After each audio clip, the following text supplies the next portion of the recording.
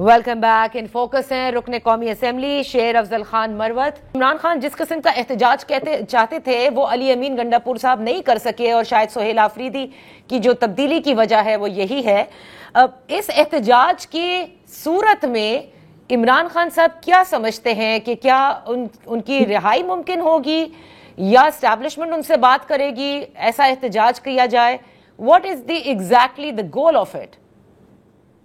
دیکھیے ایک چیز میں واضح کر دوں، علی امین خان ناکام نہیں ہوئے تھے پی ٹی آئی یا خان کے کاز کو پرسو کرنے میں. اوکے، میں ذاتی طور پہ سمجھتا ہوں کہ علی امین خان کو ناکام کیا خود پی ٹی آئی نے خان کے کاز میں، اور اس کی ذمہ دار جو ہے علی امین خان نہیں ہے، اس کی ذمہ دار جو ہے پی ٹی آئی یا پی ٹی آئی کی سوشل میڈیا ہے. گزشتہ 1.5 سال میں اگر آپ پی ٹی آئی کی احتجاجی تاریخ میں نظر ڈالیں تو اس سے پہلے میں نے احتجاج کیا اور بعد میں علی امین خان نے کیے.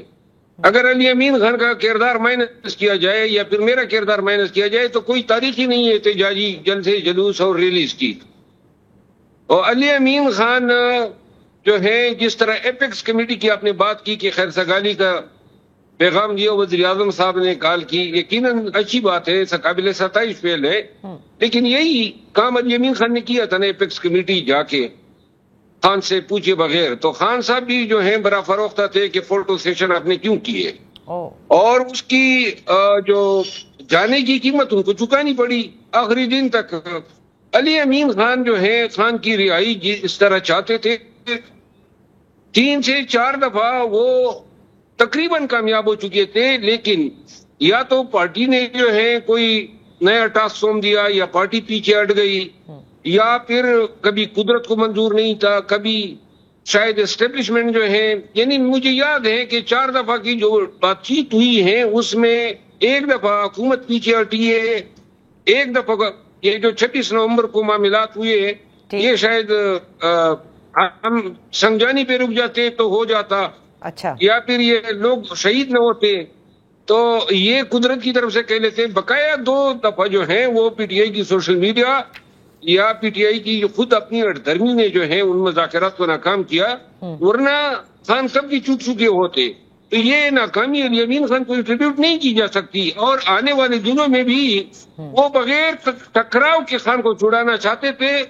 اس کی حکمت عملی یہ تھی، اس حکمت عملی سے خان شاید ایگری نہیں کر رہے تھے تو انہوں نے وزیر اعلیٰ کو چینج کیا.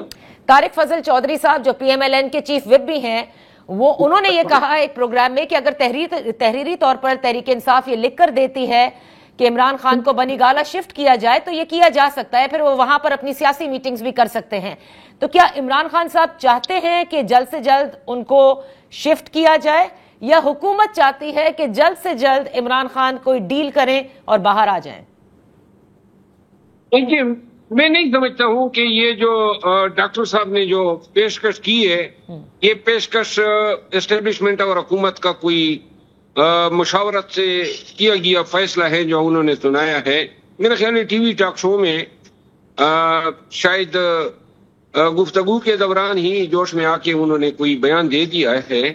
ایسا نہیں ہو سکتا ہے. جو جس طریقے سے پی ٹی آئی کے ساتھ معاملات ان کے چل رہے ہیں، یہ میرا خیال ہے کہ کبھی نہیں چاہیں گے کہ خان بنی گالہ شفٹ ہو. البتہ ایک چیز مجھے اس کے پیچھے جو نظر آتی وہ یہ ہے کہ ایک دفعہ نہیں بلکہ 2 دفعہ حکومت اور اسٹیبلشمنٹ کی یہ کوشش کی کہ کسی طرح عوام پاکستان کے سامنے کوئی شواہد لائے جا سکے جن سے یہ واضح ہو کہ خان ڈیل مانگ رہا ہے، اور یہ تحریری طور پر لکھ کے دینا کہ جی مجھے بنی گالہ شفٹ کیا جائے، یہ بھی شاید وہ اسی خواہش کے اظہار کی شہادت ہے جو عوام کے سامنے وہ لانا چاہتے ہیں.